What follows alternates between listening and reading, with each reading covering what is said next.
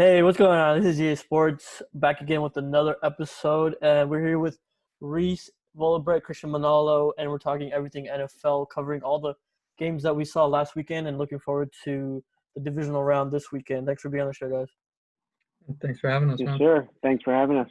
I just want to remind you guys that you can follow us on all of our social media pages: Instagram, Twitter, Facebook, YouTube, DJ Sports Podcast. Reach us for any questions at djsportspod@gmail.com, and we'll answer on the show. Let's head to the beer segment. Reese, what do you got for us today? I got a funky one. Go figure. It was like a special one. I told you about that like Dutch brewery that was out in Long Beach, right? They have I think so, it's but like you can remind us again. I was gonna say I didn't know what it was called because it's got like some like Dutch name, but it's like Brewhorch or something, Brewhorch West. So they got like a Long Beach location, and this is their.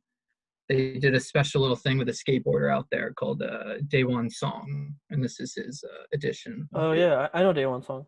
Yeah, so it's his edition with them. So it's like, kind of interesting. Nice. What about you? So the only beer I had are the beers that I've already done, which was the Mango Cart and the Little Something. So I have a hard seltzer from Costco, Kirkland hard seltzer. I haven't had this like at all, so I'm really curious to see how this tastes. I was gonna say we haven't seen. I haven't even seen that one before. Yeah, I didn't even. Yeah. Everybody has a seltzer now. Huh? Yeah, seriously. Eesh. Literally everybody came out with one. Seriously, dude. Yeah, it was my dad's birthday last week, and someone just brought this in, and a whole pack of like the Costco seltzer. This is the mango flavor. Mango. Is it good? It tastes like, obviously, as you can imagine, like a White Claw or a Truly, but I think it's lacking a little bit of flavor. Like, you don't really taste the mango in it. I could see that happening with a seltzer for sure. I kind of like it when the seltzers are like, well, I mean, like I don't like Trulies because I think Trulies have too much syrup in them and stuff. So, like, I'm kind of okay when somebody has that.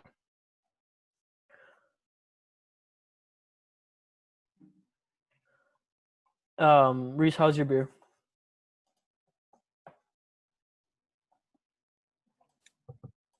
For a second. You there, Deb? Yep. My internet just went out. Reese, how's your beer? It's actually really good. I'm actually really surprised by this. Just a normal. I mean, I'm always getting my IPAs, and just a solid IPA. I'm gonna rate it. Dude, honestly, I actually really like this because it's not too like heavy and stuff, and I don't know the percentage on it, but I'm gonna go with like an 8 on this, just a solid 8. Nice. Yeah, not really the biggest fan of this, to be honest. Because it was like a 5.5. I'll go a 10 out of 10. On your H2O over there. On my Coach Manalo for the kids. For the kids. For the kids. All right, let's jump into some football. So we had a great set of games last weekend. 3 games on Saturday, 3 games on Sunday. What did you guys think about the format, having 6 games total with the extra wild card spot? Loved it. You know, I don't know. I felt like it was a little too much. I do, but you know how I feel about having a lot of teams in the playoffs. Like, I do enjoy that. I think it's fair. I just feel like there's a lot of games and a lot of things that can happen, especially now. It's like going into divisional. Yeah. If something were to happen, they would definitely regret it. Yeah, it did feel like a lot. Like by the time Sunday night rolled around, like I was most excited for that Browns Steelers game. By the time that rolled around, I was a little worn out. Not gonna lie. Yeah, because it's like, a regular Sunday during the season, where you're watching games from 10 to 8:30, but this is obviously a lot more stressful because it's the playoffs. Yeah. But yeah, I'm really curious to see if they continue the format the same way next year. It made them money, I'm sure. So yeah. Yeah.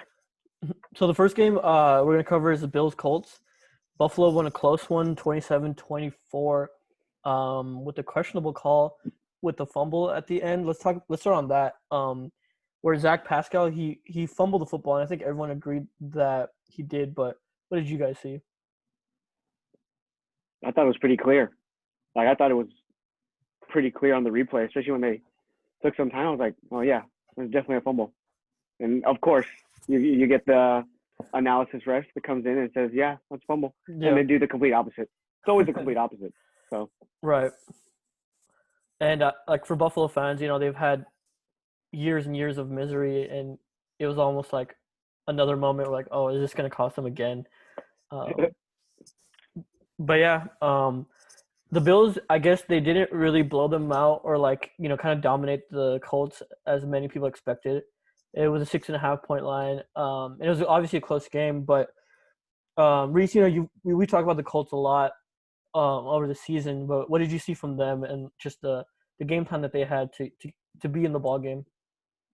Yeah, I mean, it was pretty much kind of exactly what we expected. Like ground and pound, trust your defense when you needed it, and Frank Reich was gonna, make his questionable calls as he did all season. What did you think about the fourth down going for it on? I think it was 4th and 1. Yeah, I mean, and a lot of people were pissed off about that just because it's the playoffs, take the points, all that kind of stuff. But I mean, for me,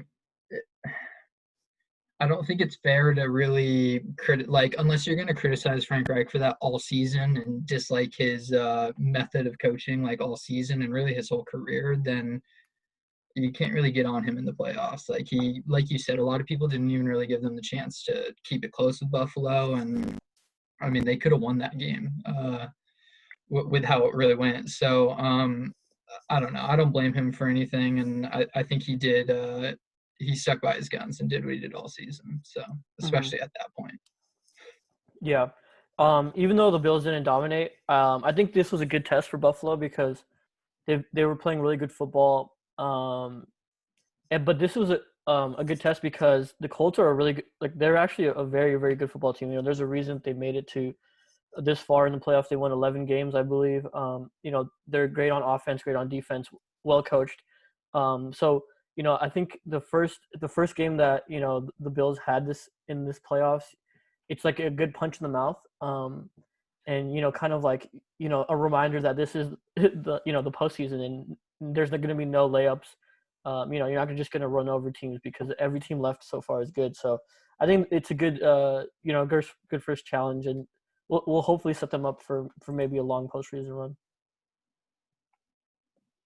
Yeah, I definitely think it was good for them for sure to have a game like that, and even for a team to kind of not that they dicked them around for a little bit, but I mean Colts kind of had their way offensively. They did do exactly what they wanted to come out and do. The game just didn't really go their way, and at the end of it, it was just because Josh Allen and Stephon Diggs, the playmakers just kind of made plays, in my opinion. And I mean, obviously, certain calls went their way too. So, yeah, I don't know. I think that there's still questions to be asked of Buffalo, or there's more questions to be asked of Buffalo after this. But I think that's a good thing. They should have that within their own locker room this week going into the divisional round. So, if they really want to compete, so right.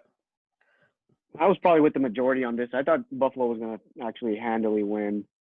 I actually had them handily winning this, and I even bet on the game because I was like, yeah, there's no chance. And then you get to the final drive, I'm like, oh my gosh, I'm actually going to lose this. Right. Oh my gosh. But just as hot as they were, I watched their Monday night game. I think it was week 16 and obviously week 17 when they won, but they're just rolling, just absolutely rolling. Josh Allen is in the MVP conversation for a reason.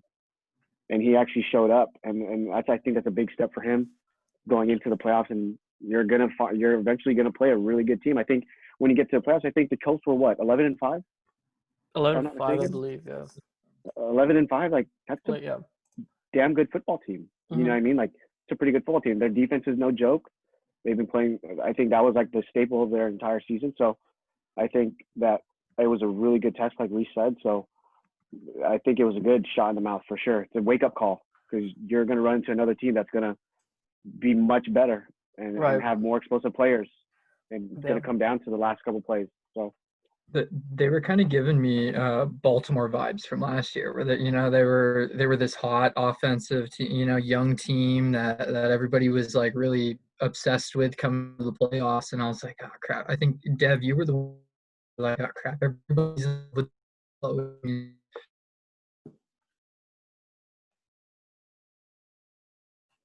a close, gritty playoff game like this. I think it says a lot about what Yeah, it just. team this is. Mhm. Do you know who the commentators were for that game? Sorry, I'm going on a tangent, but do you know who the commentators were for that game? Was it Yeah, Romo?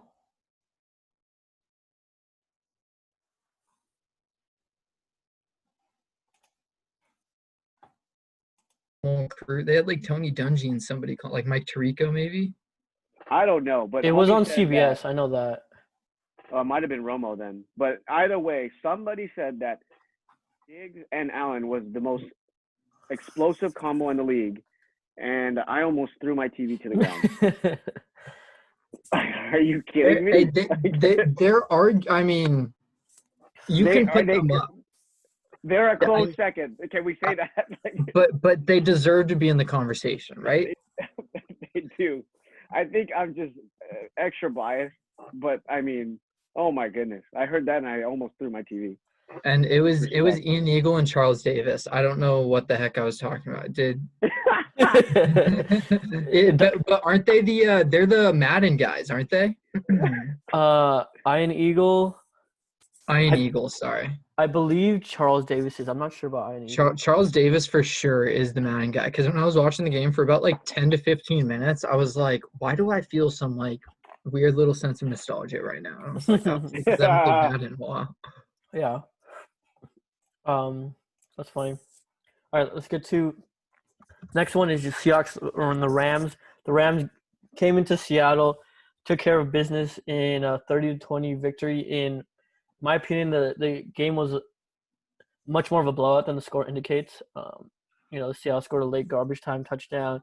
You guys know how I feel about this victory. Put me in a great mood on Saturday afternoon. But what did you guys see from the Seattle team, which had another poor showing in the playoffs, where the offense just couldn't get anything going? I was sorely disappointed.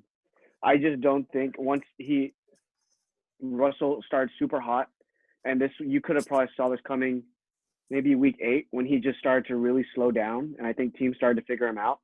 And this was just a telltale. Like, you can't expect the best defense who's played you 3 times, and it almost looked like they just did the exact same things over and over and was extremely predictable with their game plan. Like, they didn't do anything out of the ordinary. They had them balled up to begin with. Then they started to get frustrated, and now you're out of your element. You saw DK throwing his helmet. Right. It was. I think that he's a super emotional player, but I think that's what everybody's feeling like. He just got bottled up, absolutely read like a book. So I think that Schottenheimer got.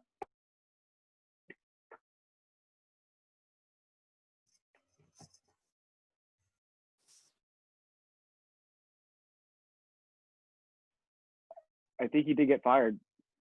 I was gonna say I haven't been keeping up with a lot of the coaching. Dev, I was fact checking. Dev, did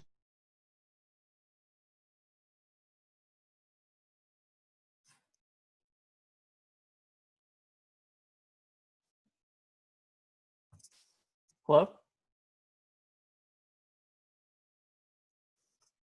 when a defense that good is able to see an opponent that many times, when guys like Jalen Ramsey and Aaron Donald, when they're seeing opponents for the 3rd time in a season like that, and especially, I mean, that matchup was just a few weeks ago.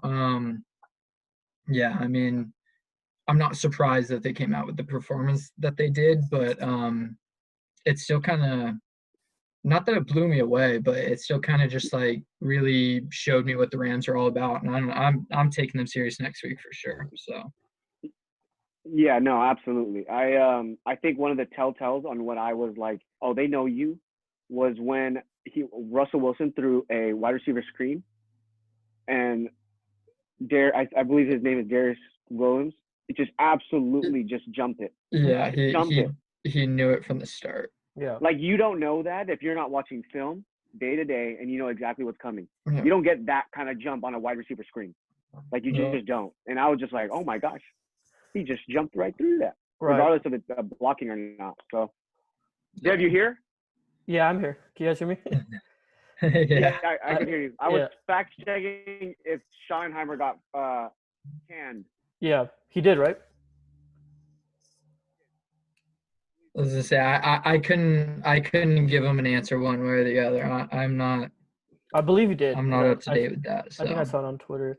Yeah, I had to switch to my hotspot because I don't know why internet's being bugging out right now. But yeah. So like you said, seeing a divisional opponent for the third time, that honestly played to our advantage because we have, I think, kind of to say McVay is a better coach than Pete Carroll. Maybe that's a little exaggeration, but McVay is right there, in my opinion. And Brandon Staley, our defensive coordinator, has been great all season. And I think like the week 15 loss I think we had to Seattle, where we lost the division. We were right there till the end, but Goff made a couple turnovers, and I think that loss really stung the entire team, and they felt like they were the better team on the field. Just some turnovers and cost them the game. And then I remember week 17, after we beat the Cardinals, Aaron Donald was told that we were playing the Seahawks, and he's like, "That's exactly who we wanted," So he and the rest of the defense came to play. They knew exactly how to game plan for them, and they executed it to perfection.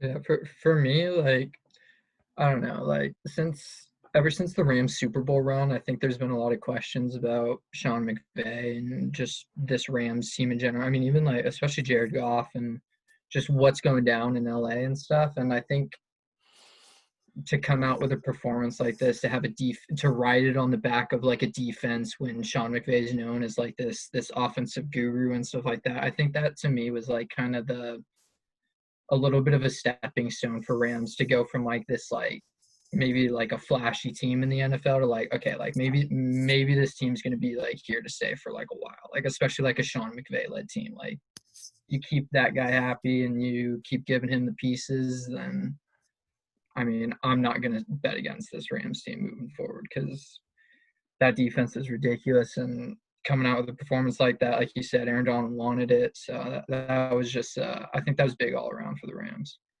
No, and when you talk about great coaches at basketball, any sport, football, they all adapt. Like, they all adapt to what they have. And I think what everybody figured out was that the Rams were clearly a better defensive team than they were offensive team, at least for this season. When McVay first got there, it was all the flashy things that you said. Every flashy thing, deep throws, play actions, all that. And then when he started to get figured out, now you can really hang your hat on defense, and then you could still throw in all your jet screens, all that stuff. But you hang your hat on defense when you have literally the best player in football. Like, It's not even close how much he impacts the game in its entirety, what Aaron Donald does. So I think putting pretty much the ball in their hands, it's a good thing to see. And then you have Brandon Staley, who's probably going to get a head coaching job. So yeah, he definitely deserves a look. So, but yeah, no, I mean that's a great point. He was able to hang his hat on something different, which was huge. So Right. So the Tampa Bay Buccaneers came into Washington and took care of business. An 8-point win against the Washington football team. Maybe kind of like the Bills game where it wasn't quite of a blowout and closer than people thought. But we lost Christian. So yeah, it wasn't a close game, or it was a closer game than what people thought. But Tampa Bay takes care of business. Brady has another playoff win under his belt. But Taylor Heineke, he was kind of the story after this game. Making plays with his legs, making some great throws. But yeah, Reese, do you think this close game was like cause for concern for Tampa, or was it just like, it's the playoffs and each game is going to be a battle? no, I think it's actually for sure cause for concern for Tampa because I mean, not to ever take anything away from a guy who has a performance like that, but just with that defense and everything that they're about, and I mean, just really everything that Tampa Bay wants to, the team that they want to be this year, you can't you can't be coming out and, in my mind, cutting it so close for so long, like against a better team, in my opinion, they definitely lose that game. So yeah, I'm concerned about the Bucks, but I don't know if I'm just overreacting or if I was kind of, not that I was high on Washington, but I thought that they were going to give them problems. But even still, because it was the offense showing up rather than like the defensive line giving Brady like all these like crazy problems and that being like the storyline. Yeah, I'm a little concerned about this Bucks team moving forward. Hmm. What about you guys? So Christian, the Bucks game was closer than I think a lot of people expected. Do you think this is a cause for concern for Tampa, or is it just the playoffs and it's just a tough game? Absolutely. You're going against the Saints with probably if not the best passing attack in the league, and your corners can't stay in front of a parked car. It's actually ridiculous. Like, they look ridiculous on defense. So Yeah. I think it is definitely a cause for concern in terms of their defense not being able to hold up against a really good passing team. And I don't know if Brady's going to be able to hold up against that offense. So I definitely think that it's a cause for concern. The last time the Bucks, and we'll get to it. The last time the Bucks played the Saints, it was a blowout where the defense was just, outmatched, outplayed. From the first snap of the game, Drew Rees was just doing whatever he wanted to.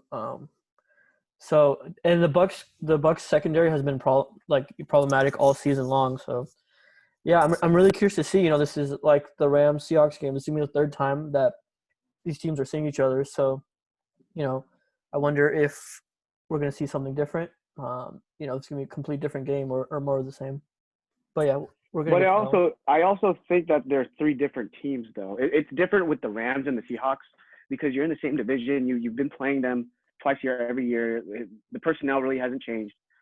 But then you saw the Saints. I think that was Brady's first game, and then it was midway, and then now you kind of see where the Bucks are now. I think you're going to see something different. I'll give the Bucks the benefit of the doubt, but at the end of the day, if you can't slow down Heineke, I don't see you slowing down the weapons at AK. Michael Thomas is now healthy. Sean Payton, Breeze's last ride. There's a lot of pressure on this game. So on the road, which old head is going to show up? Right. Yeah. So the game we had Sunday morning was Tennessee Titans against the Baltimore Ravens. There was a lot of talk coming into this one about Lamar getting his first playoff win, getting that monkey off his back. And he shows up and has a ridiculous touchdown run. Where he just runs past the entire Titans defense.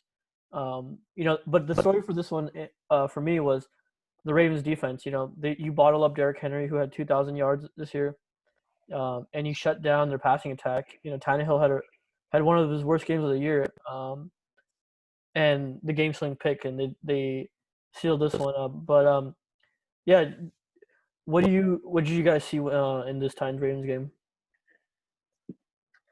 Yeah, I mean, I think you summed it up pretty nicely. The defense showing up big again was another. I mean, that's a huge thing for a team like the Ravens, who I think towards the end of the season really got their offense rolling to a point that they would have liked it, especially coming off of last year's season. So that defense showing up at a time like now, I think, is huge. But you and I, when we talked about this game last week, we were kind of discussing the first quarter and the Titans coming out and taking advantage, coming out to a big lead, and that being like the best chance of them winning. And I think at the end of it, that was kind of what I was looking at. I was like, they had chances in the first half to not necessarily go up big, but they had chances to. I think they could have gone up like 14-0 at one point, and then even could have gone up like 17-0 from there, or 17-3 from there, or something like that. And they just didn't take advantage of that first half, and they didn't really take advantage of a lot of things that were going on there. So as soon as Derrick Henry went into the half with only 18 yards, I was like, okay, well, I mean, what do you do if you're Tennessee at this point? What's your game plan coming out? So Right. Yeah, I think this game is definitely just won in the first half. And I think moving forward with the Ravens, it's going to be scary if they can get that defense playing like they did this weekend and bottling up 2,000-yard rushers and stuff. So Mm-hmm. What did you think about that punt by Mike Vrabel? I think it was 4th and 2, um, and he punted in the fourth quarter when they were down. And we saw something similar to what Mike Tomlin did too, in the Cleveland game. But yeah, what did you think about that decision? I mean, for a guy like Vrabel, who's kind of, I mean, he's been ballsy, right? He kind of likes to make those decisions. So when you're in the playoffs, in hindsight, it's easy to like criticize a guy like that. But I think there were a lot of other moments that the Titans like really lost this game. I like wrote something down about in the fourth quarter. They had the ball. I think it was 3rd and 2, and then yeah, they were thinking about what did they do? Oh no, it was just 3rd and 2, and they needed to get that drive going. And they were down 17-13. And instead of on 3rd and 2, you're giving the ball to, I know Derrick Henry wasn't having the best game, but I mean, he was kind of starting to get going at that point, and they decided to take a shot to AJ Brown. And I was like, right when it happened, I was like, they just lost a football game right there. You know, it was 17-13. They were on their own 42, and you know, they had a shot, and you don't give your ball to a 2,000-yard rusher. So I just think there were a lot of other moments in the game that the Titans lost it. So hanging your decision on, or hanging everything on that one decision by Vrabel, I think is a little unfair. Christian, what do you think I think. about? Um, Go ahead. Oh no, I was just gonna piggyback on the idea of when the 2,000-yard rusher goes 18 for 40 and averages 2.2 yards per carry, and then now you're asking Ryan Tannehill to be somebody he's not. And I've never seen a team be so dependent and so predictable when it comes into passing situations. Like it's almost like you know exactly what's coming because they're so reliant on Derrick Henry. And I think I let you guys know this maybe 2 weeks ago when I was watching the Titans play, and I said I think he absolutely deserves to get paid because of how much they rely on this guy to run his offense. Everything is predicated off Derrick Henry. And what happens when he's not scoring? You score 13 points, 13 at a home game, if you want to call it like that, Mm-hmm. right? I think that's just not going to cut it against a hot team like the Ravens, and you're in the playoffs against a well-coached team. So it's just a recipe for disaster. Yeah, I mean, I like Tannehill. You know, I think he's been playing well since he's been in Tennessee. He had 33 touchdowns, 7 picks this year, so good numbers. But yeah, you know, it was a really tough game for him. You have to give credit to the Ravens defense. Christian, what do you think about the narrative that Lamar got this monkey off his back, getting his playoff win, even though it was only his third playoff game and he's only 24 years old?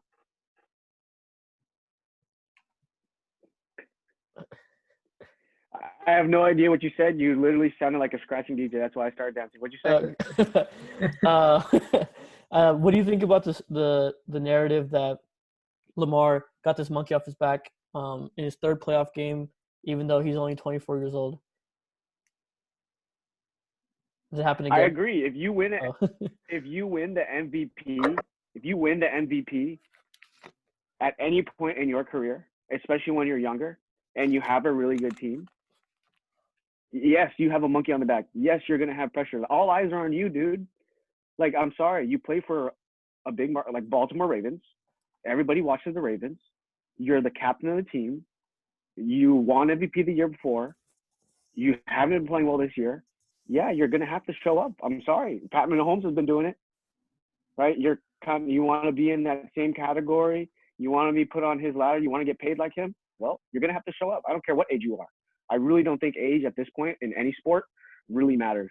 I really don't, because they're giving so much rain at such a young age that it don't matter. They're getting paid 500 mil as a 24-year-old, 25-year-old. Like, you're expected to do these things, and I think that the narrative is right. You have to show up. If you want to make a name for yourself, you want to talk loud, you want to be that guy, you got to show up and when it counts the most. What do you think, Reese? I think it's a fair. Yeah. No, I mean 100%. I think at the end of the day, what Christian's saying is like, yeah, he's that good, you know, like he kind of like he needs to prove it, you know, and he needs to prove it when it matters, you know, like for some people who maybe come out hot and have a hot season, like, yeah, okay, maybe talk like that is unfair, but I mean, especially with a guy like Patrick Mahomes in the league right now and doing the things he's doing at the age that he's doing them at, it's like, yeah, if you want to be MVP of the league, if you want to be, you know, a quarterback who's going to be competing with the potential GOAT of the league, then yeah, you're going to have to win when it counts. And if he was 0-3, then I think that would have been tough for him moving forward. So I think it was deserved criticism, maybe talked about a little too much, but yeah, it was definitely a monkey on his back, and I'm glad he got out of it because I would have been worried for him moving forward if he lost this one. I would have had my questions about him. So Right. So the Saints took care of business. I still do. I still have my questions about him. I'm sorry. Like No worries. I still do have questions about him. Like I do. I think he's just a predictable player at some points, but I think he's just literally that good and that athletic that when you can rush for what did he rush for? Over 100 yards against a pretty good defense. 136 yards. Wow. Ooh. Yeah, that's ridiculous. I'm sorry. So the Saints took care of business against Chicago. I don't really have much to say about this one. I kind of what we expected. A very, weak Bears offense who couldn't get anything going. They had a long touchdown pass dropped by Wims. I think that was his name, which I think was one of Mitch's best throws of his career. But you know, he dropped the ball, and that pretty much summed up the game. But yeah, what did you guys see? I just personally don't have much to say about this game. I feel like there's not a whole lot of analysis to give on a situation like that. Hopefully the NFC gets a better 7th seed in next year, I guess. Yeah, I personally would like to see like Kyler. I think it's more interesting to talk about the fact that. Go ahead. You were breaking up there, Dev. I was just gonna say I would have been more interested in seeing Kyler and D-Hop. Yeah, me too. That would have been more exciting for sure. I think it was more exciting that was on Nickelodeon. yeah, that's yeah, we can talk about that. Like, did you guys watch the Nickelodeon broadcast? I did. Yeah, it was Nate Burleson. And like 2 other randoms. Just yeah, I could not take it seriously. The only cool thing was the colors. Yeah, it was fun. Yeah, I was skeptical going into it. I was like, what's going on here? But I think they did a good job, you know, all things considered. Nate Burleson, like, he really did, like, you know, chose his words very carefully in the sense of, like, trying to relate the game to the kids. Like, he said, trick plays are kind of like a prank. And, you know, moving down the field is, like, your homework, and then getting in the red zone is, like, a test. So I thought that was really interesting. Like, you know, he just really was trying to, you know, just kind of bring the game to the children, to the kids. I love the idea. I love the thought behind it because what they're trying to promote is they're trying to get younger kids because football is quote unquote like a dying sport because of all the health concerns, the safety issues. I think it was a great idea for them to see like and then put a lighter note on football and for kind of get the interest going back because as of right now, and I work with it, like nobody's playing football. No parents are allowing kids to play football. So I think it was a good one PR move, and 2, I think I like the idea. It wasn't like it was cynical. It was to really prove like, yeah, this is it can be done if it's done right. Mm-hmm. So I definitely like the move. Yeah, and I mean, I thought it was cool, and I thought it probably opened up. Sorry, I just thought it probably opened up something for, like you said, like the educational, like the kids stuff was cool and the slime was fun, you know, like whatever, you know, they did what they had to do there. But I think like at the end of the day, like you guys said, like what Nate Burleson was doing with like the educational aspect of it, like Yep.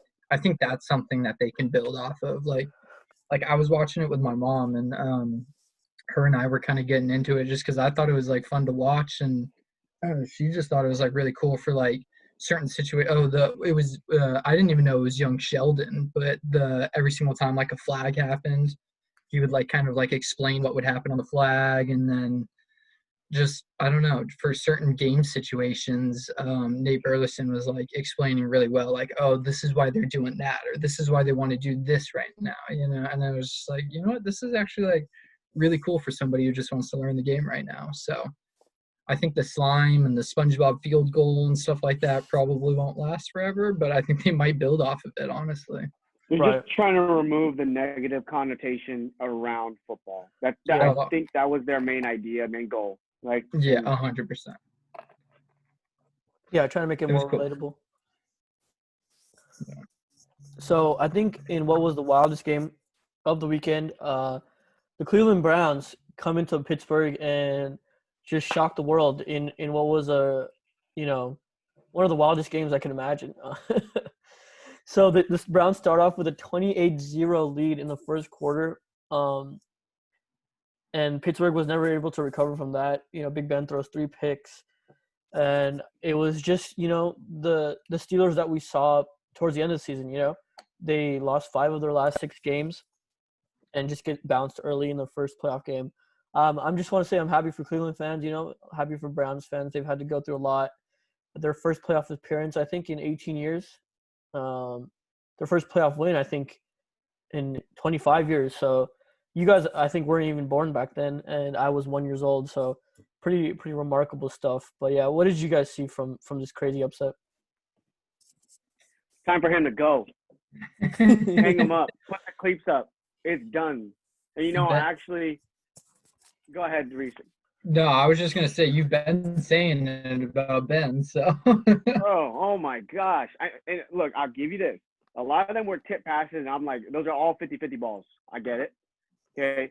But, man, I mean, he just looks – we talk about players being washed and not – he just doesn't have the pizzazz anymore. Like, when we think of Ben, we think of the guy scrambling out, guys clawing at his feet and him clawing out and then making a crazy play. It's just not that. And then they've become so predictable. They pass, I think, 75% of the time now. So you know exactly what Big Ben's trying to do. So Yeah. half of it is not his fault, but it's also like there's no element of surprise anymore. And when you don't have the arm and you don't have the pizzazz and you don't have a run game, you kind of become predictable. Yeah. And I think that's what a lot of teams, what everybody's seeing now with all these teams that are losing, you're just too predictable. You need the element of surprise, and that's what you're seeing with all the quarterbacks that are still left. You have no idea what's coming. So, yeah, sorry, bud. Go ahead and hang them up, please. Yeah, I mean, go ahead, Reese. So yeah, the no run game is huge. James Conner has struggled all season, and especially when you're down by so much, like the defense knows exactly what you're about to do. He threw the ball 68 times, which is ridiculous. No, he didn't. 68. Wait, did he really? Yeah, 47 for 68, 500 yards. Oh my God! He also threw 500. I didn't realize that he threw the ball 68 times and had 47 completions. This is ridiculous. I think the 47 was a playoff record. Oh my gosh! Yeah, the ball. I didn't realize that at all. That it was like at the end of the season when they were going through that like ugly run and stuff. They kept saying we need to get back to Steeler football. We need to get back to running the football. And then all of a sudden they're down 28-0, and I was like, "Oh yeah, they're not. This isn't gonna be fun." Yeah, they're not really a team that's built to come back, No, not at all. But 15 rushes. Yeah. 15. Yikes. But this one was all Browns for sure. Let's talk about Baker for a second, because I thought he played. It was such a crazy start that I was like, I don't even know how to gauge how Baker's playing. But all these considered, the Steelers made a comeback, in like the third quarter. They cut it to like a 12-point game, and I was like, okay, Browns have the ball. Like, all right, Baker, like if he makes one bad throw, it completely changed the momentum. But he did a great job of just getting the ball down the field. No mistakes, running time off the clock. So I think it was a good showing for Baker, and it was his first playoff game.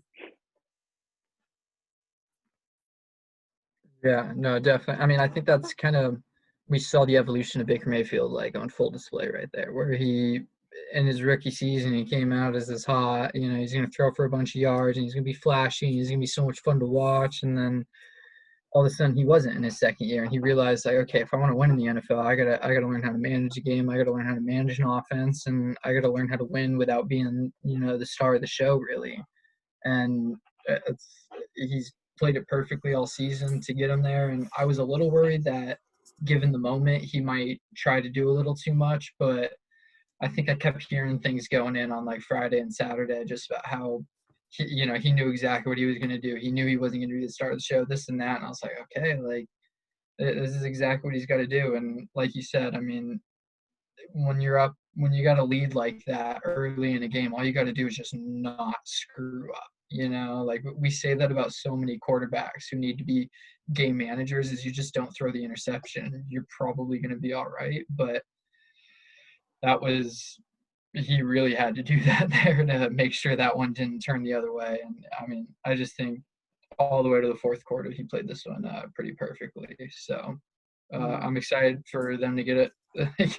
I hate to say this, but I'm excited for the Browns to get a little bit more of a test next week and to see them up against the Chiefs. I think that one will be a little bit. So. Did you say a little bit? Hey, if I can say, I like as a Broncos fan, like as soon as that first snap went over his head, went into the thing, I was like, oh no, this is done, dude. Oh my gosh, I totally forgot about that. No, guys, seriously. Goodness. I think Bronco fans everywhere just right away were like, oh, yep, we've seen this before. Yeah, like that's really the coin flip game, right? What was that? The coin flip game. That was the whole box coin flip and like. Yeah. Shouldn't have even had the ball.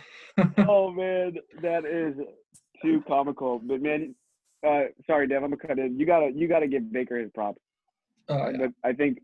But I think Stefanski and the whole Browns organization have been able to figure out not to put so much pressure on him. And when you get two stud running backs that can really control the tempo, and that's exactly what Stefanski and the Browns want to do, it eases his load. He can make those mistakes. He had, I think, 3 and outs in a row in a regular game when they're not up by 28. That's a huge eye opener, right? But the fact that the running game was able to keep them in there and he didn't mess up in the first quarter and a half or so, that was huge. So, and then at the end point, you're just a manager. We're not scoring things up, like you said, when you get to the third and fourth quarter. So. And I don't think we talked about this, but how about Stefanski not even being there? They have so many players on the COVID list. They have like their, like the third string guys on the offensive line. You have like your third coach, calling the plays. It was just such a wild like situation, and even like just for them to win that game. I can only imagine what Browns fans are thinking. Yeah. No, I mean Browns will be Browns. I was gonna say that bit Juju in the ass. Yeah. Man. And I also saw a clip of Chase Claypool saying, "Oh, it's fine because they're gonna get slapped up next week." So yeah, but you just got slapped up. They're not salty at all. How can you say that? I was gonna say, just go home, dude. I think I saw somebody say like, just go on vacation, bro. Yeah. Oh man. Corvette. Christian, what do you think about Mike Tomlin's decision to punt on like 4th and 2? I think they were down 12 in the fourth, and he punted on 4th and 2. I think that basically sealed the game.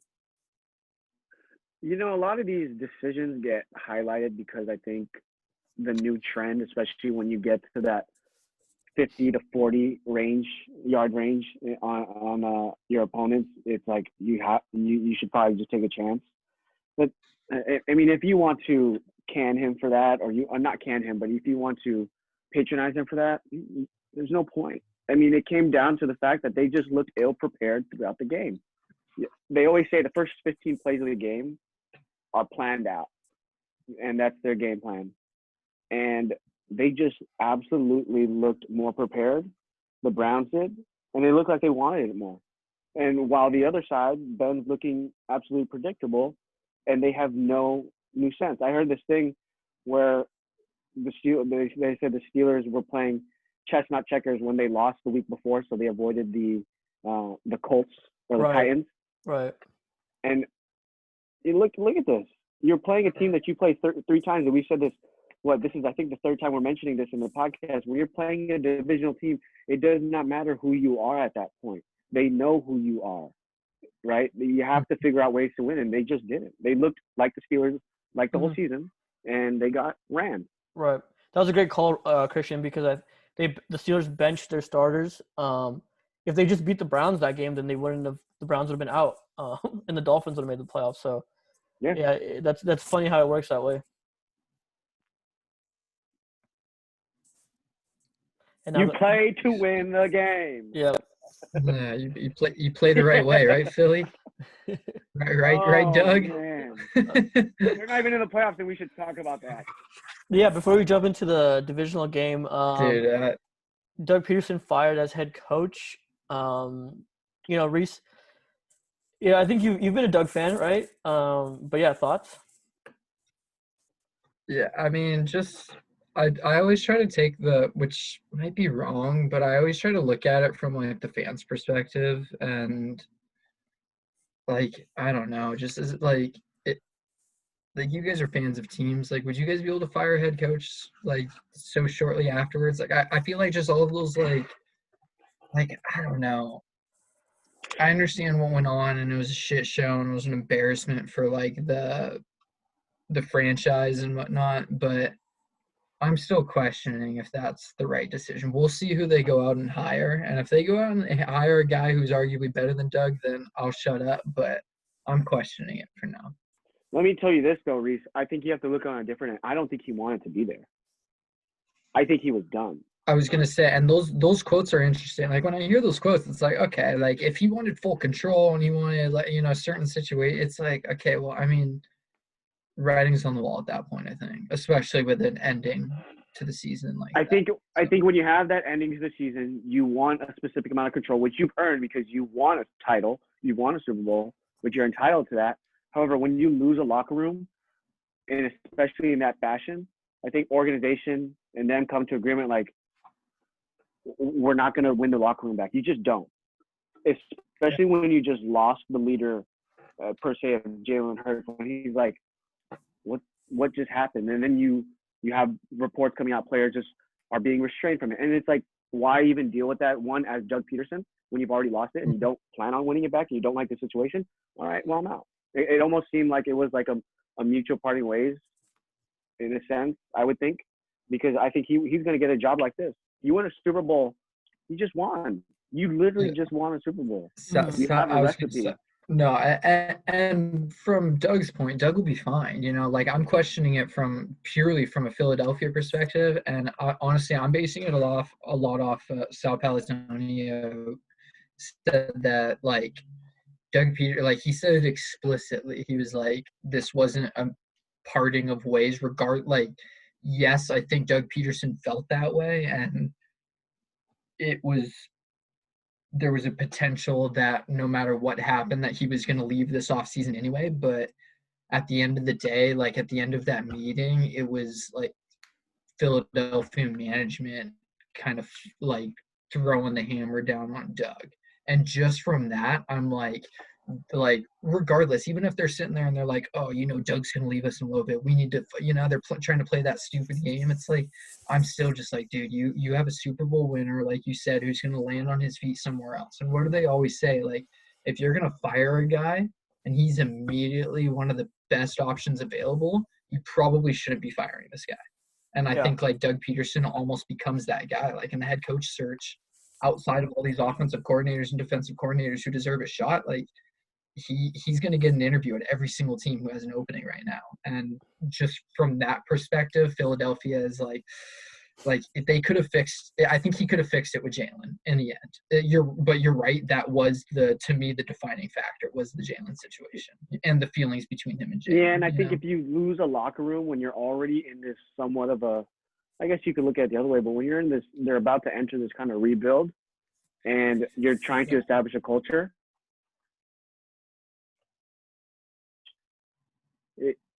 You're not building the right foundation, and I think that from the Eagles management standpoint, it's like, all right, let's just start fresh.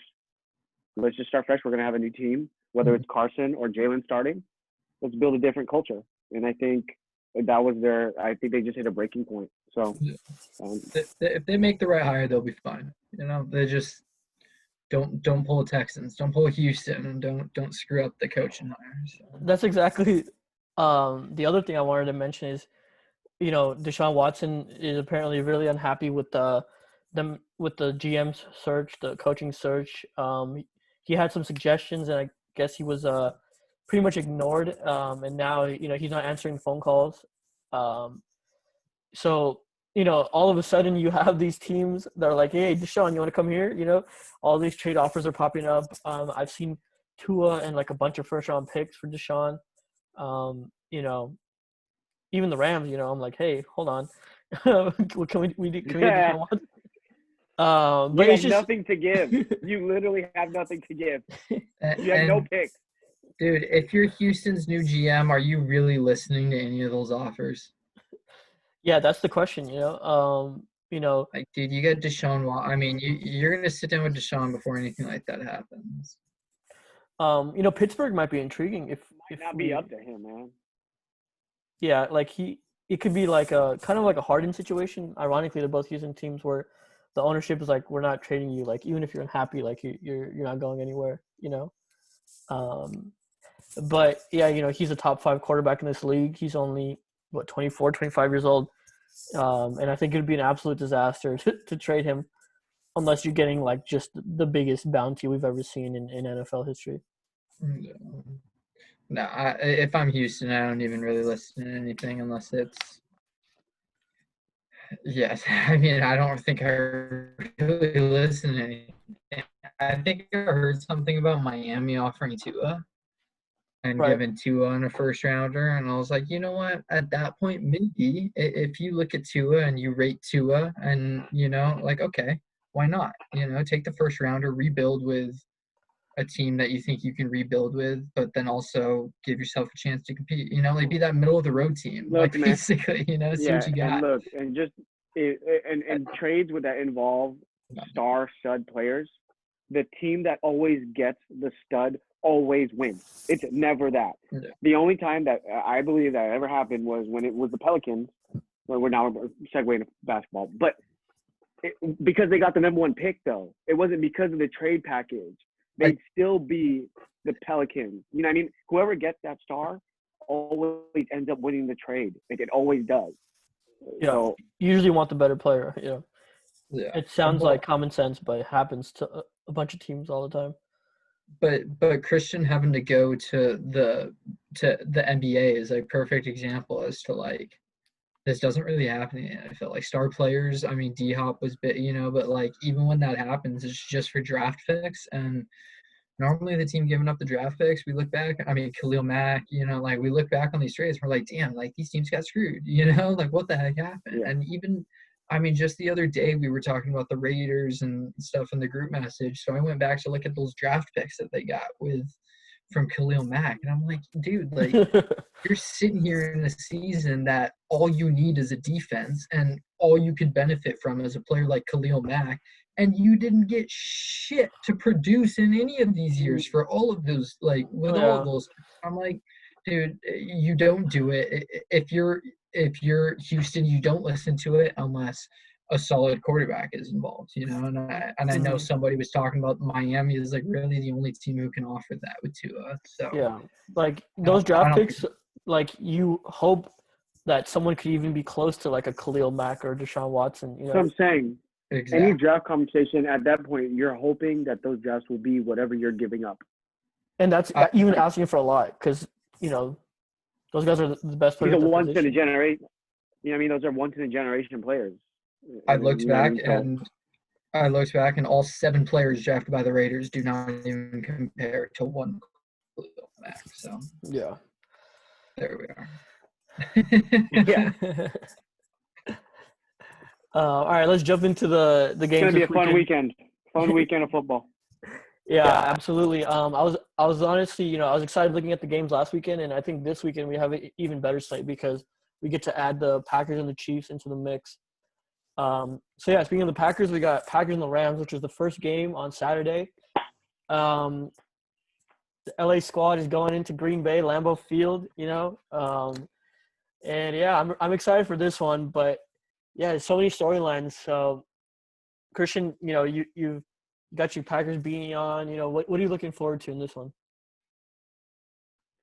I'll tell you what I'm looking up right now. I'm looking up the weather, what it's gonna be like, and if it's anything under than 30 degrees, Jared Goff can't throw it 50 yards. Okay, it's 27 degrees. He doesn't stand a chance, and doesn't stand a chance, dude. And I won't even get. I will get into it first of all. I will get into Aaron Rodgers and Devontae, but let's just start with the Rams. If Jared Goff is starting, which I think he is, because I think Wolford is out. So now you're asking Jared Goff, who has historically never played well in the cold, to show up. Now, granted, you go to Cam Akers, they run the ball, they could be efficient. That's definitely a thing that could happen. But Jared Goff is going to be asked to make some throws. And when you're going to ask him to do that against a hot defense, it's a tough ask. Now, on the back end, though, you're talking about the best defense in the league. So are they going to be able to slow the best offense and the most efficient team in the league and give Jared Goff a chance? That remains to be seen. So, Yeah, I mean, we're going to see if Wolford's going to play or not. I think McVay said it's a stinger, so it'll be a matter of if he can play through the pain or not. Also, Aaron Donald and Cooper Kupp are also hurt too, but I think they should be good to go. We'll see. They're probably not going to be 100% healthy, but it's a playoffs. Yeah, who is at this point? Yeah, not a lot of players are. And even if Aaron Donald's like 75%, he's still probably better than most defenders in the league. But yeah, I mean, in the cold, I'm definitely worried about that. It does help that there's no fans. That's definitely a positive for us. But yeah, if we just can't. There are going to be a little bit of fans, actually. there are going to be fans. Okay. Yeah, they're adding some for the game. So I think they're doing like a Buffalo thing. Okay, it's not a full Lambeau Field, but there will be fans. So yeah, but the thing is, the big thing for me is that we just can't get down big early. If Rodgers and Devontae go down the field and it's like 14-17-0 with like 6 minutes left in the first quarter, then yeah, we're in trouble. But the defense has to probably have the best game of the year. If we're gonna have a chance. I'm really looking forward to seeing Devontae against Jalen Ramsey. That matchup is going to be really fun to watch. But in previous years we've seen the Packers. The formula's there to beat them. A big pass rush. Just getting to Rodgers as much as they can. We saw the Niners do that last year, and then just run the ball down their throats. So Cam Akers has to have another huge game again, and I think the pieces are there. It's just a matter of if they're going to put it together. What do you think, Reese, as someone who's unbiased? Yeah, I mean, from an unbiased opinion, I think if Rams win this game, they're going to Lambeau and steal a game from this team. Yeah, I mean, they're really going to have to build on last week's game. In my opinion, almost everything went right for them. To their credit, everything went right, where the rushing game and Cam Akers is on. And, I mean, Jared Goff, hobbled as he was, made throws when he counted. And we just talked about Baker, and that's all Baker's got to do. He's just got to be this game manager. And, I mean, that's all we've ever thought about Jared Goff, is just being this game manager and a potential high-flying offense. So, whoever the quarterback's going to be, again, just has to make throws when it counts. And for the defense, I actually am giving this defense a chance to compete in this game, even though I love unbiasedly, I do love the Devontae Aaron Rodgers connection this year. The Rams do have the best passing defense in the league this season, and with Jalen Ramsey and how he's playing, it's like you got to give a team like that a shot. So I think it'll be a battle. And Green Bay, I mean, hopefully they're not hurt by having a week off. Hopefully that helps them, especially in a season like this. I don't think it's going to be one of those years where something like that really hurts the team. So it's going to be tough for the Rams, but I think there's going to be more of a chance than, especially with the defense, than some other people are giving them. So Right. I think it I will think be a the cool, closer game than people think. Go ahead, Christian. there's just so many storylines. You yeah, get LaFleur, McVay, right? You have LaFleur, McVay. They came from the what is it? The Washington. who's coaching the Washington, Mike Shanahan. Mhm. They're all from that coaching tree, right? You get the best offense versus the best defense, right? And I just think there's just so many storylines that that makes this such an interesting game. Oh, Jalen and Devontae, right? There's just a lot of storylines within it that make it super interesting. But I think what you're going to see is I think Rams defense is going to show up, and I think it's going to bottle him a little. It's going to bottle Aaron a little bit. But what I'm going to predict is that Green Bay's defense is going to show up. And I think because they're at home, because they played in the cold, right? A team coming from the West Coast, they don't know it. They don't know what that cold is like. You saw what happened to Tannehill, right? Aaron had a game. He had 4 tutties that game. But it was really their defense that really bottled up and started that. And I think that's what you're going to see more of this game. You're not going to see the whole highlight reel Devontae just absolutely blowing by his defense. I don't think you're going to see that with the playoffs. So I think the defense for the Packers are really going to win in this game. I don't think it's going to be Devontae and Aaron going for 3 touchdowns each. I don't think that's You're going to happen. expecting a low-scoring game. I wouldn't say a low-scoring game. I just don't think you're going to see this horrific Aaron Rodgers show. Right. I just don't. I have respect for that Rams defense, but I also think being at home in the cold, going against a quarterback that doesn't throw well in the cold, against a rookie running back, I think I would take the Packers defense. I wouldn't take them lightly. I don't think it's going to be an Aaron Rodgers show. I think it's going to be Packers defense showing up against this Rams team. So I'm predicting that. We'll see. But yeah, I have respect for that Rams defense for sure. yeah. All right. Let's go ahead, Reese. No. Honestly, it wasn't a good point. So let's move on. I was just gonna say let's make our picks after every game, and then we could just look back and see how we do it. Oh, I like this. I like this a lot. Wait. Let me get my pen. All right, let's do them. You already know who I'm taking. I think I know who both of you guys are taking. I don't think Dev can even do that. Like that's. I don't know, man. It's just such a tough situation. Man. Just choose your stupid Rams. You know, I want to so bad. Right, who you guys got? So Christian took the Packers. Reese, why don't you go ahead and then I'll have my answer. I gotta go with the Packers on this one. I gotta go with the Lambeau Magic. You're at home, man. I think that's a huge thing. I even regardless of the fans. And it's not just that. I think as dominating as this Rams defense is, I just think Aaron Rodgers has to come ready to move. He's got to come ready to, make the quick plays and stuff. So it's not going to be easy, but I just think they come out on top. Yeah, I'm gonna take the Rams. I just feel like I can't help myself going against the squad, especially after the showing we had last week. I'm just hoping for the defense to have another amazing game. And this is really gonna be. I think Cam Akers is gonna be a huge X factor. Green Bay has been susceptible to the run, and he's gonna have to have another monster game. And I think if John Wolford can play, that really adds another element to our offense.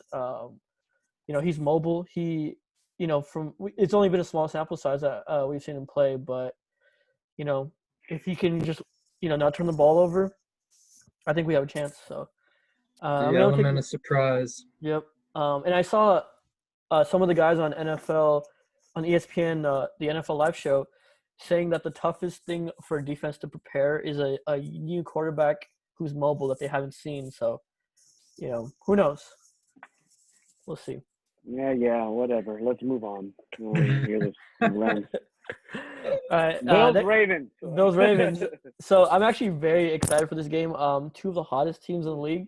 The Ravens have won 6 in a row. The Bills have won 7 in a row. So one of these teams' streak is ending. Both offenses are flying high right now. So I think the question is, which one of these defenses is going to step up? This Bills defense is a lot worse than they were last year. We saw the Colts score 14 points in the fourth quarter last week. So they've just been disappointing, in my opinion, all season long. But yeah, what you guys feel from this one? I got the Ravens. I got the Ravens beating the Bills. I think Lamar shows up. I think I don't think it's going to come down to their defense. I think it's going to come down to which quarterback plays better, and I'll take Lamar. I think getting that monkey off his back, getting that playoff win, and I think him rolling and getting this confidence going and having that type of game and seeing that the Bills are susceptible to someone like Philip Rivers, who's not even in the same stratosphere as Lamar Jackson, I think that it's gonna come bite them. And I got the Ravens here. I got Lamar playing a hell of a game. Yeah, this one is so tough for me. It really feels like 50-50. What about you, Reese? I was gonna say I'm honestly really torn on this one, but I think I'm actually with Christian here. I think I'm kind of leaning towards the Ravens because of the defense, and as impressed as I've been with the Bills all season, I think it kind of hits. It almost makes everything I said after the whole Bills thing just irrelevant. But yeah, but we also talked about the Lamar factor. I think you have to take that into account. The Lamar factor and the defense. With how well the defense played in that game, I'm like, you know what? I think they're gonna throw Josh Allen for not a little bit of a loop. I don't know if they're gonna confuse him, but they're gonna give him an issue, And I know he just came off of playing a better defense, but I think I don't know. It's just my gut, I guess. I don't have anything smart to say about it. It's probably just the Lamar factor and just my gut that I just think Ravens come in without this defense is playing. They just come in and win it. I'm not impressed with that Buffalo defense at all. So I don't see them stopping Lamar, and I see kind of how they won last weekend. Baltimore's just going to make plays. They're going to make a couple more plays than the other team. So yeah, I think I'm gonna go with the Bills. I just feel like, Josh Allen at home, they've only lost one game at home this season, and that was against the Chiefs. So, they love playing at home. I think the Bills had a really good test against the Colts where they're like, I liked that win because they were able to grind it out, It was kind of a low-scoring game, and they were just able to, make enough plays to get the job done. And I look at this Ravens offense, and, I mean, they only scored 20 points against a pretty bad Titans defense. So, that kind of makes me lean towards Buffalo. And the Bills have been playing amazing football all season, and I think they'll be able to pull this one out in a very close game. I think I'll counter with that because I think that's the way they play. I think the Ravens play that game. They're going to ground and pound. They're not going to score 30 points a game because they're going to run it so much. They're going to control that tempo. Lamar's going to get it and keep it in play, and then that clock is going to tick, and they're going to control the time of possession. And I think that's what's going to happen. I think it's going to hurt Buffalo because Buffalo is just high-powered, let's go, go, go. And then when you're in a muck of a game and an experienced coach who's been there, you're going to fall into it. And Lamar makes a couple plays here and there. There you go. Mm-hmm. So what do I know? Watch me all be wrong, and the Bills just absolutely clap the Ravens. and truthfully, even just not looking at the points of it, I know we've criticized that Titans defense, but for me personally, I don't know about you, Christian, but when he brought up that point, they only put up 20 points, I was like, crap, yeah, wow, they only put up 20 points, but they looked really good last week. To me, I thought that they looked pretty good last weekend, and I know there was a little bit of Lamar flash, but that's kind of what they've been missing all season, where they've been and truthfully, his connection with Marquise Brown too, it was kind of what I wanted to see with them. So I don't know. again, this one's probably the toughest one of the weekend for me. But it's gonna be fun. I don't think I don't think your points are wrong at all, Deb. I think you're spot on with every single one of them, which made me feel a lot tougher on my point. So Yeah. So this game is so close to me that I was just honestly nitpicking because, yeah. it's only a 2-point line, which is, so Sounds so about right. easy. Yeah. Like even like Vegas was like, we don't really know what's gonna happen. But yeah, I'm really looking forward to that one. Next game we got is the Kansas City Chiefs against the Cleveland Browns. Browns had just an amazing victory last weekend. Now they have to go to Kansas City to face off Mahomes and the Chiefs juggernaut. A big thing for me in this one is it has to be a heavy dose of Nick Chubb and Kareem Hunt. You got to run that clock. You got to keep the ball out of Mahomes' hand. And the Chiefs' run D, it's not good at all. They've struggled all season long, and I think they're susceptible on the ground. Baker has to obviously limit his turnovers, but it shouldn't be such a tough ask from this Cleveland team. How do you guys look at this one? Yeah, I mean, I think they're going to put up more of a fight than people are giving them credit for. But I mean, we got to give credit where credit due with Kansas City, and I just don't see them stopping that offense and doing much. I mean, crap, with what that defense did in that game in Pittsburgh, it's like hard to like say too much against them, but I just think there's going to be too much to handle with this Kansas City team. What about you, Christian? No, I don't think it's going to be all that close at all. Really? I really think it's just going to be absolutely. I think the Chiefs are going to show that they're the Chiefs. I don't think that the run game is going to be there as much as they expect. And they're going to make Baker throw, and I think Baker's going to kind of show his flaws a little bit, which I don't think it's a bad thing. I don't think it's going to be like we should knock him for it. They're playing against the Chiefs, right? And they play well against pass defense, and they're going to make Baker throw, and they do well in that. I think the Chiefs defense has been really, really good against the pass D. And I think that's why they've been heavily favored, because if they're going to play the Packers in it, they got good defense. But just going on this game, I think they're going to just control the tempo. Their only hope is keeping the ball out of his hands and laying that timeline. And that's not going to happen. It's just not. You're not going to ball him up like how the Falcons did in week, 16? I think that was an anomaly. And so, are you talking about Pat? Yeah, I'm talking about Pat. Yeah. I mean, even if it's almost like, and I know it epically failed, but you almost have to take the Ohio State versus Bama route, where it's like you're gonna give up yards to this team. Just when it counts, you just have to play really good defense. You got to know what they do in the red zone. You got to know what they do inside of the 40. And you just got to limit like the big shots to Tyreek. And I mean, like if you think about it, you gotta play Tyreek heavy on one side of the field, and then once you get to a certain part of the field, you just gotta play Kelsey pretty heavy, right? Like it sounds like easy, but it's gonna be so difficult. Yeah, but what Reed has been doing this season, I've been watching it, is like they've been almost like stacking both. So what he'll do is he'll like stack both. He'll release Tyreek, and it's almost like, well, what the hell do? You can't guard. You can't guard over the top. If you do that, you're leaving him right under. And it's almost like he's figured that, and it's like they just mix him up. But that's what I'm saying. Like at certain points in the field, like you just got to say, like, you know what? Like we're inside of the 30-yard line, like, or shit, dude. I'm not a defensive guru. All right, I don't got it. I'm a Broncos fan. I don't have the answers. And I think I really,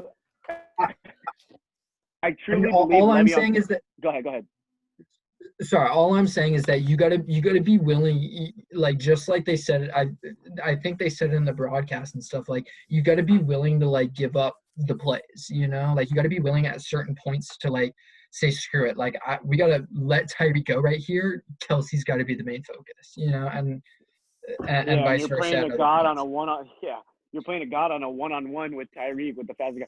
But I think, and let's just say those two are going to be those two. I think Le'Veon in this playoff run is going to be huge. I really do. Like, I think people have written him off, and I think Dev, you agree with me. I know you. I think I know how you feel about Le'Veon. I think he's got a lot left. I think he's going to hold that kind of veteran aspect over CAH. Right. I think that's why they brought him in, because they knew we were going to make this run. They knew they didn't want a rookie going into this. They wanted some veterans. I think Le'Veon's going to be huge going on this run. We're going to hear his name a lot. So they've been hiding him all season too. They've been keeping him close to the vest, not really showing how they're going to use him. You know, like how's Cleveland supposed to prepare for Le'Veon Bell right now? Like they haven't really thrown the ball to him that much. I think he has something in the tank. Like, you know, like you said, he's here for the playoff run. You know, he wasn't here to play Week 8 against the Jets. You know, he was here for 3 games and to finish it off with a ring. Yeah. So. Reese, I want to go back to your point about the Ohio State Bama game, because that was a really good one. I think Kirk Herbstreit said it yesterday, where both of these offenses were so good, especially Bama's, that it's all about the red zone. It becomes like a red zone game. If you can hold a team to a field goal, like, you know, that's basically as good as a punt, because they're just going to put up so many yards, you know. So I think that's a great call, and like that's basically how the Browns have to look at it. If you're going to give up, you know, passes to Tyreek and Travis Kelce, like, it's just going to happen. But, you know, in the red zone, can you get that stop? You know, can you force them on 3rd down and 4th down to just, you know, kick the field goal? Or, you know, that's the only reason that's the only way they're going to be in this game. But the biggest thing that concerns me is how bad their secondary looked against Pittsburgh. You know, they were just getting burned constantly over and over again. I know they're missing Denzel Ward, but it was just ugly. They have a bad secondary, so that's what I'm worried about. They got a really bad secondary. They're gonna need a little bit of game script and a little bit of luck to find themselves in this late. But again, I still think Chiefs win this, and I'm not calling it a blowout, but I'm not saying that they went off like a last minute Patrick Mahomes epic drive. You know, I think they win the game. Yeah, so we're all picking the Chiefs, right? Browns will be Browns. Yeah, I think we're all grabbing Kansas City in this one. All right. Is this the 3:40 game? Oh, they don't have the Sunday night game? It's yeah. So I don't know the time. 3:40. Yeah, 3:40. They have 3:40. So I guess Sunday night on the East Coast, but for us 3:40 is the New Orleans Saints against the Tampa Bay Buccaneers. Brady versus Brees, Part 3. You know, the Saints won both of the matchups. The first one was the first game of the year, with Brady's first game with Tampa, and in the second game they got absolutely murdered. So this game, you know, it makes sense why they're having this at prime time. You have 2 of the best quarterbacks ever, you know, are possibly, you know, I think this might be Brees' last game, right? If the Saints lose. Yeah, I think that's you would what hope they're so. saying. Hey, come on, man. It's his ribs, man. He's playing with like 5 ribs, dude. I don't. Nobody wants that. I need him to win this game just so that he gets the respect he deserves. You know, I think honestly, I think this would be big for. I don't know if he's getting a ring. I don't know if he's getting the second ring ever, but to go out in a year like this, to be Brady in a year like this, I think would be important for Drew. So, and I love the guy, so I'm rooting for him. Mm-hmm. And I just want Brady to win because I want to spite Brian Mahamadi. So, literally the only reason why I'm rooting for Brady or even care about this game. Okay. So we're both a little biased about this one because of the quarterbacks. Dev, what about you?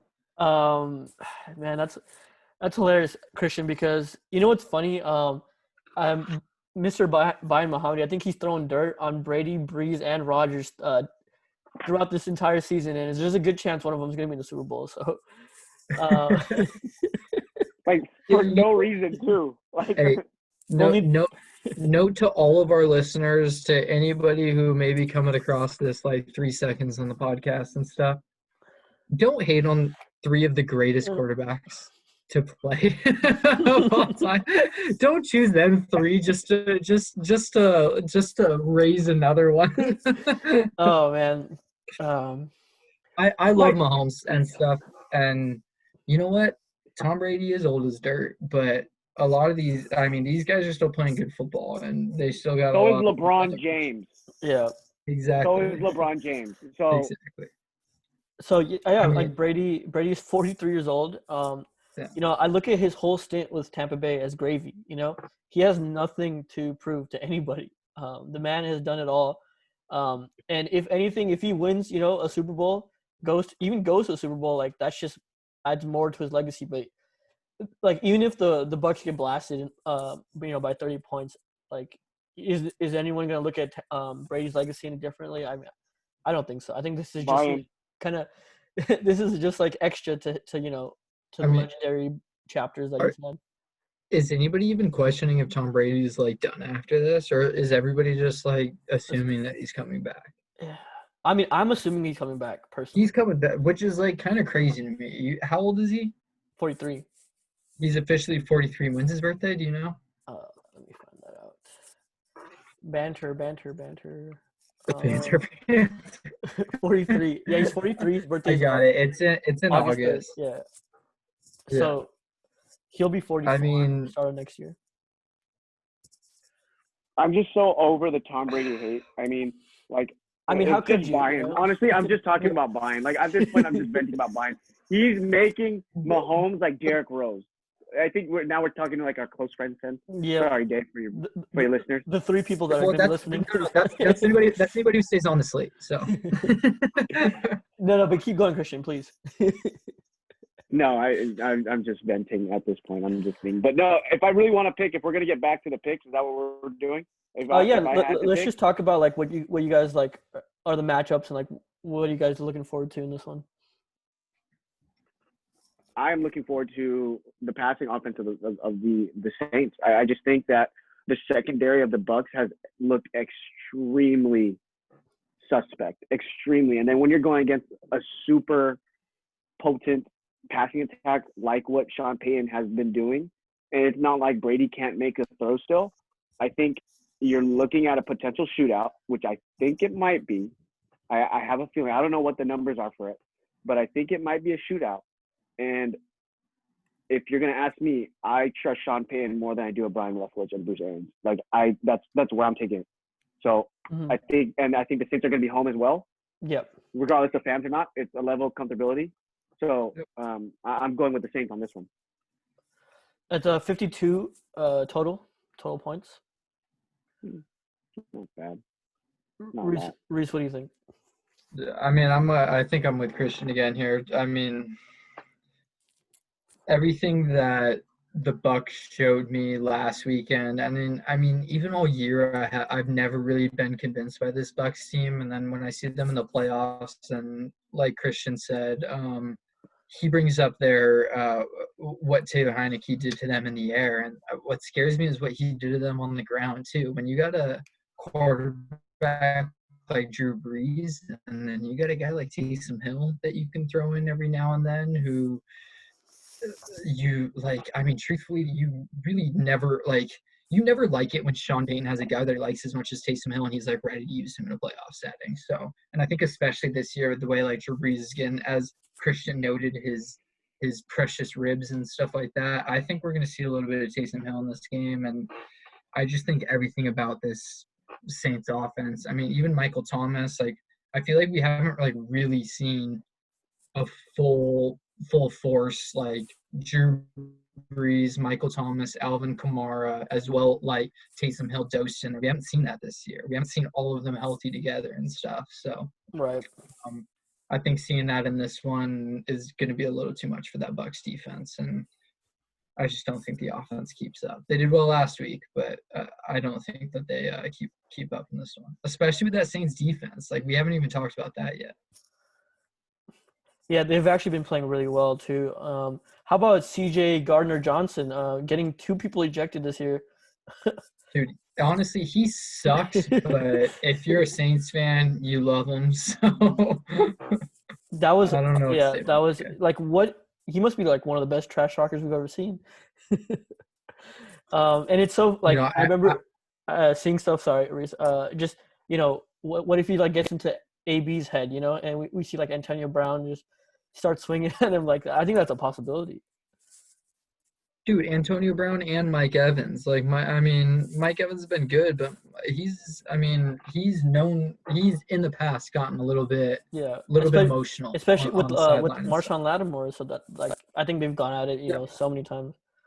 Well, a lot of people like I was listening to a thing with Adam Thielen, an interview with Adam Thielen this week on the Dan Patrick Show, and hearing him, like, I love that guy. He's such a class guy and stuff like that. He's one of those guys that I like really root for in the NFL. And the way he talked about the Saints, like, kind of shocked me, especially with the team that had like I've always respected the Saints with Sean Payton and Drew Brees, which when I say it out loud and I think about the whole bounty gate and stuff like that, kind of sounds stupid, but I've always like really loved this team and stuff, and the way he talked about them was almost like everybody in the NFC like despises this team. And I thought about Gardner Johnson, I thought about some of their history and stuff like that. I'm like, you know what, dude, like this team kind of sucks at the end of the day. So, Yeah, like you saw the bounty gate. I'm rooting for I'm rooting for Drew Brees, but I don't know, man. Just I guess I can see why a lot of people in the NFL just really don't like this team, and especially players on this defense. So. Yeah, I think that's a good thing. If you're a defense, I think that's a good thing. No, I mean, So. dude, if you're a Saints fan, you love that. Like, I was as a Broncos fan, I watched Aqib Talib do stuff that I was like, ooh, I hate that, but he's doing it for my team. Mhm. So I love this guy. So and he was in his prime. He was really, really good. Yeah. So I totally understand how that feels to be a fan. And I mean, when you're playing in situations like this, you need guys like Gardner Johnson to be getting in Mike Evans and Antonio Brown's head, and even Chris Godwin's head, Right. to be testing them in really one of the biggest games of their lives. So it'll be fun for sure. I think I'm gonna pick the Bucks, man. I just feel like third time's the charm. I think third time's the charm. Honestly, I think they've been prepping since they got blown out because they probably assumed that they're gonna see New Orleans somewhere down the line. And Christian, that video you sent of Brady where you said, we know who we want to see. I feel like he was talking about the Saints because I think they want revenge because of how ugly it was last time. He was playing Snoop Dogg in the back.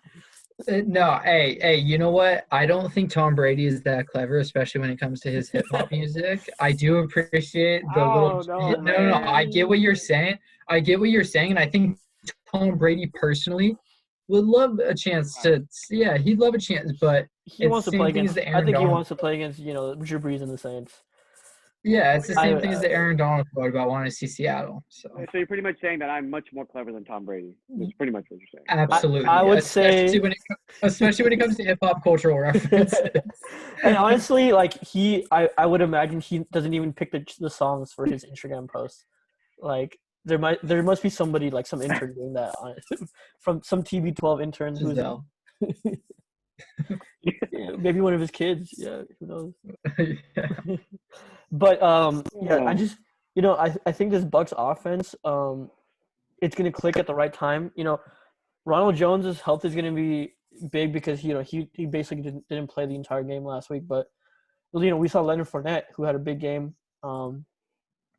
And we talked about the Saints offense. I feel like they just haven't clicked quite as what we've been used to. And the one of the biggest strengths that Tampa Bay has, been healthy.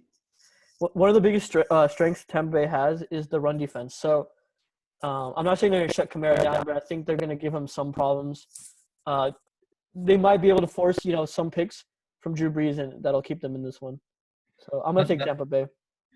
That's it. Honestly, that whole thing about the run defense is kind of exactly why I think they mix in a lot of Taysom Hill, because in order to get that rush attack going, I think they play him in there. And I mean, you can do so many things when you get Taysom Hill and Alvin Kamara lined up in there. Like it just kind of opens up that offense in my mind. So probably Sean Payton's mind. So yeah, I think I'm expecting some Taysom Hill flea flicker or just some trickery here. But yeah, that's gonna be I think all four of these games are gonna be really good. We'll see what the Browns can do, but they should all be great football games. It's going to be another really fun weekend of football. It's not we're not going to get burnt out by Sunday night, so I'm kind of excited. Whoa. Look, what time is the Packers game? That's all I care about. 1:30. Yeah. All right, perfect. No, I think it's gonna be a really good weekend. I'm excited for this.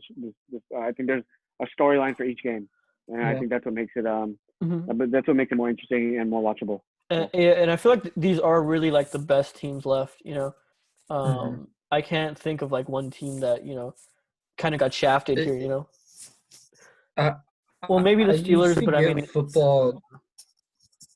That's their fault. It's true. I was gonna say no, and honestly, these past weeks, no, I think every team in the AFC right now is better than the Steelers, especially down the stretch. So, but isn't it like I used to give the NFL so much credit for like their playoff structure for that? Like I always felt that was the case. I was always like, like I feel like the best team wins every single year and stuff like that. But now I'm just like, I don't know what the hell it is, like it doesn't feel like there's ever like a true like Cinderella that ever like gets through, like I think Titans maybe a little bit last year, but yeah, I can't. Titans surprised me last year.